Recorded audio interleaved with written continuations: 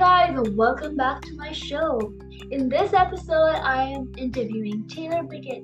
She's an amazing singer-songwriter, and some of you may recognize her voice from the song called Quarter Life Crisis. It's actually the song that got me interested in her music. It's amazing and it's a very beautiful song.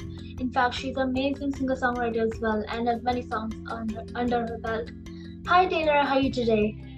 Hi, I'm good. How are you? I'm good. Thank you so much for taking out the time to be on the show. Thank you for having me. So please introduce yourself and maybe sing a few lines of your favorite song that you've written. For sure. My name is Taylor Bickett. I currently live in Nashville, Tennessee. Been singing and writing songs pretty much my whole life. But recently, in the past year, my song Quarter Life Crisis that you mentioned kind of was like my breakthrough into the world of music. I'd been releasing music, but that song went viral and got recognized by way more people than I had ever heard my music before, which was super cool and just got me really excited for the future of me as an artist. And if you're listening, you might recognize there's a little clip that went viral on the internet. It was like people showing their before and after like transitions from when they were 16 to now. And so that line in the song goes, I swear 16 was yesterday, but now I'm closer to 28. That's just the little clip that everyone knows, which is funny when I play a show and it's like kind of quiet and then that part, and then people start singing and then they don't know. But so that's kind of that was my most recent single up until this past week actually, and then I released another song called Idiot that's out now. That's me. Yeah, check that out. I mean, she's very beautiful music, and I think, like that line is kind of like the best part for me. I think, personally, I'm not 16 yet. I'm going to turn 16 later next year. But it just like, touches hearts, even if you have not really experienced what Quarter Life Crisis is about, you can really feel the emotion and understand. I think that's the best part about music. You can just feel emotions without actually experiencing it yourself, and I think that's just really cool for me. Yeah, for sure. I have some people commenting being like, I'm 16, but I still relate to this, because I think it's just that idea of like growing up and being scared of the future and not knowing what you're doing with your life is like kind of universal. I mean, my parents say that they relate to it sometimes and they're in their 50s, so it's really, it's a universal feeling, I think. Yeah, absolutely. And I think what you're saying kind of feels like I've heard this before in an interview where like people are like always saying that like, they relate to it despite not being the age group the song's meant for. Because to be honest, there's like maybe a target audience for the song, maybe young adults, teenagers, adults, children, everyone listens to it. Like Olivia Rodrigo, Taylor Swift, they're all like singers that every age group listens to. It may be popular within a certain age or more, but everyone listens to it and everyone somewhat loves it or has their opinion on it. For sure. My next question for you is, what got you into music? I just have been obsessed with music forever. My parents were music lovers, but they're not musical. Like my dad maybe played like saxophone and piano in high school, but they don't sing or anything, but they just love music. There's always music playing in my house. My mom loved musicals, so she'd be playing like Andrew Lloyd Webber, like Phantom of the Opera, Cats, and then my dad would be playing like AC/DC and Queen and country music. So I had like such a wide variety, and I think I just kind of, it's just when it's in your blood, you just kind of naturally find it. And my mom always used to say that I would just sing in my crib all day, and that I was her first kid, so she just assumed that all kids were like that like they just didn't need to be entertained, didn't need to be played with. I literally could just lay there and sing to myself and entertain myself. And then she had a friend come over, and her friend was like, your baby actually has really good pitch. And she was like, what do you mean? Like, don't all kids sound like that? And she's like, no, my kids are terrible at singing. And so my mom was like, oh, okay. So from there, they kind of always, were like, we should put her in voice lessons or musical theater. And I just was obsessed with it. Yeah, I think it's like really cool how you started off young. I mean, it always helps to have some connection to music prior.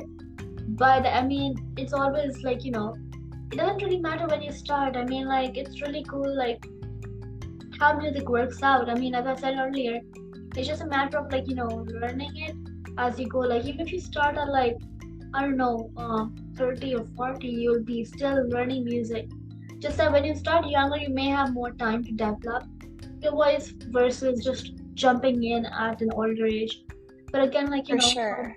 it's like a creative thing, so anyone can do any sort of creative aspect of their life at any moment. They could write, they could sing, they could dance, do whatever. I mean, as long as you have the motivation to actually work hard enough to get your dreams come true, I don't think there's any issue with your age until the point where it's something physical that maybe you may or may not be able to do. But again, it's just about Totally. trying and like never giving up. Yeah, that is so, so true. Like, I always think back to, oh, I wish my parents hadn't let me quit piano lessons because I wish I was better at piano now. But I am so glad that, like, the path that I've taken myself on, like, I've let music kind of find me where I'm at. And I think, yeah, maybe I'll be like 80 and decide I want to like start painting or something. Like, I think just having a creative spirit is like the most important part of anything.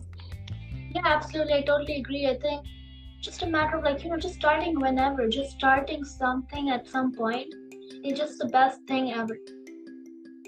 Yeah, 100%. So this kind of brings me to like a fun question for you. Who are some of the favorite pop icons you actually admire? Oh, okay. Pop icons. You mean like art like artists? Yeah, it Um, could be anyone like singing wise or okay. songwriting or anything of that sort. Yes. Okay. So I definitely songwriting wise really admire some of the like iconic female songwriters, Dolly Parton, Carole King, Joni Mitchell. Um, and those are kind of like, more in the more recent history, but then in like current times, like I love Sarah Bareilles, Taylor Swift, of course. Um, just some of these songwriters who like tell such amazing stories, but also make really catchy music. Like that is hard to do, to like have that narrative, almost like folk sounding, but then you also integrate like the pop sensibility into it, and that's what I really try to do. Like I love to tell a story, but at the end of the day, like I'm making pop music and I want it, you know, I want people to be able to sing along. And so I've always really admired all of them, and their songwriting. And then just like, I think I grew up listening to, I loved Ariana Grande, still do. Like her voice is spectacular. Beyonce, my mom said that I just like would listen to Destiny's Child all the time, and Beyonce, and just like from a vocal perspective, those two, Kelly Clarkson, just some of the like iconic, like I was really big into American Idol when I was a kid. We'd always watch it. And I just really admire artists who are not only amazing artists but also have such amazing vocal technique. Like Lady Gaga is another one. She can sing any genre. Like she can sing classical music. Like her voice is timeless. And I'm so inspired by that because I love songwriting, I love being an artist, but also singing. Like that's where I started, which is like taking voice lessons and doing classical and doing choir and musical theater. So that's like really important to me. Yeah, I mean, like it's really cool. Like Ariana Grande, Kelly Clarkson, all these names you mentioned are big time classics. Some of them are more recent, versus some of them are a little on the older end. But I mean, Dolly Parton too. Like she's amazing. Like she tells a story, but is also very catchy. I mean, now I think she's into rock as well, right? She has a new album coming up in November called Rockstar, I Yeah, believe. I heard that. She never stops. She's such an icon, not only in music, but also Absolutely, and just I in her think personality. yeah, and then I think music just runs in a family. She has Miley Cyrus, I believe, is her goddaughter, right? And there's That Billy Ray sounds right. Cyrus. Yeah, Billy Ray Cyrus, and then they have Noah Cyrus. There's like a bunch of like music in their family, and I think it's just really cool how like music can just spread from one person to the other. For sure, yeah. It's like when you're so passionate about it, it's naturally gonna inspire the people around you, I think. Yeah, and I really agree with like what you said with stories and music. Like you kind of want them to go together and not just like lose one part. You want it to be Totally. catchy, but not without a story. You want it to have a story, but be catchy. It has to kind of be in Hmm. between where there's no mixture of both of them in unequal amounts. So it kind of have like a mixture of both that work Hmm. well together and not have like conflicting material. Like maybe your song is about like how your quarter life crisis song is about a quarter life crisis it cannot be like, I mean, obviously everyone's interpretation of that song is different. You might write as a happy song, or someone might write a sad song or an upsetting song. I mean, everyone just has like different interpretations and different ways of thinking, and I think that is also a very fun aspect to like, look at when making music. Yeah, I think it's really cool as well that like I can write a song that to me feels happy, but then someone else can hear it and be like, "Oh, this reminds me of this sad situation." And they get a completely valid feeling from it, but it's different. Or, in the reverse, like I'm like, "Oh, this is a breakup song." And someone's like, "Well, actually to me, it's a love song because you say this and this or whatever." Like it's just cool how it touches Yeah. everyone in such different ways. Yeah, like there are many songs like "In the Stars." You may have heard of that song. "In the Stars" is about Benson Boone losing his grandmother, but for someone else, for me, it could be about anyone, like losing. Like for me, I lost a dog recently, so I feel like it's related to that. But someone else might feel like it's about losing love, or losing at like a test or something like that. It's always, sometimes people feel it's materialistic, could be even a symbolic representation of something. Like everyone, as you said, like it's just like the pretty part of music. It's just like up to you to decide what you think of that song. Like Quarter Life Crisis, again, I'm just taking an example because you're here and there's some wonderful song. It could mean a lot of things. For you, I know it meant like a lot of things about growing up and like the struggles and things like that. Whereas for someone else, it could just be about their adulthood. Maybe they're growing from adulthood to like, seniority, and like, thinking about the time they missed or the time they have not spent well or things like that. And so I really find Definitely. it like it's really interesting how this thing works. Like I know not all create, like even for abstract painting, like you may see a tiger from one corner, but someone else might see a butterfly. It's just up to our own representation or interpretation, if you know what I For mean. sure. Yeah, definitely. Yeah, my last and final question for you is, what is something no one knows about you? Like, like your general fan base. What is some fun fact that, like, not your family, but like, your fans do not know about you? Oh, okay. This I don't know what made me think of this, but I was just texting my family about it the other day. Um, so I have like a weird texture thing. This is so random, but I hate the feeling of cotton balls. Like, oh my God, the way, like, if imagining holding a cotton ball in my hand and like moving it across my fingers, like, grosses me out so much. Something about the texture of that freaks me out, and I have like an irrational fear of them, which is just like so random. And I honestly forget about it because I avoid them at all costs. But I don't think I have ever really told anyone that besides like my family and close friends. So that's the most random fact I could think of. I think like, that's actually what makes us unique, I mean, Yeah. very unique actually. I've never heard of anyone.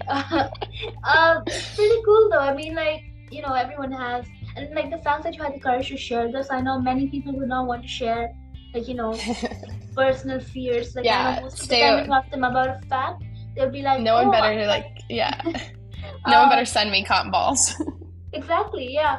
I mean, most people would be like, I like to eat pizza with chocolate. Like, okay, that's not like the best thing, but like, it's like, kind of like, it's not like as bad, but like, Yes. like, I with love, cotton yeah. balls, let me ask you more about this. So, I know like some like poodles and things, they feel like cotton balls too. So, do you have problems with poodles too? Poodles, like the dogs? Yeah. No, I don't think so. It's like, it's there, and like, it's, it's a certain sort of texture. Like, if you are like ripping a piece of cardboard and you like, rip the cardboard like halfway, so it kind of goes like Oh, that. Like that is the same feeling that cotton balls give. Like it's oh, just like an got it. So it's unsettling, more of like it's more about the texture rather than like the feeling of it. It's more of like Yeah. the sort of sensory feeling it gives rather than like, something you feel from the inside rather than what you actually touch. It doesn't just feel soft to you, it feels more of like something weird. Like you're holding some Yeah, kind it's of just like like slimy the object. yeah, the way that it moves across my like when I move it around my fingers, just like oh, it just gives me the chills. Like it makes my hair stand up. Yeah, I mean everyone has their own thing. Yeah, it's pretty interesting though. I mean, it's really know about that. To everyone out there, what I would like to tell you all, like, be brave like Taylor. Do not be afraid to mention stuff. I mean, of course, be safe. Do not mention this stuff to random people who you do not know. Which I mean, I guess Taylor's doing that with me because the first time I we trust you. chatted. Yeah, but I mean, what stays in the interview stays in the interview, right, guys? Yeah, thank you so much for taking the time to be on the show with me today. Oh, thank you so much for having me. This has been so fun. Thank you so much. Everyone out there listening, I'll put Taylor's website into the show notes, so feel free to check her music and be sure to check her latest song, Idiot, as well. Thank you so much, everyone, and have a great day. Bye.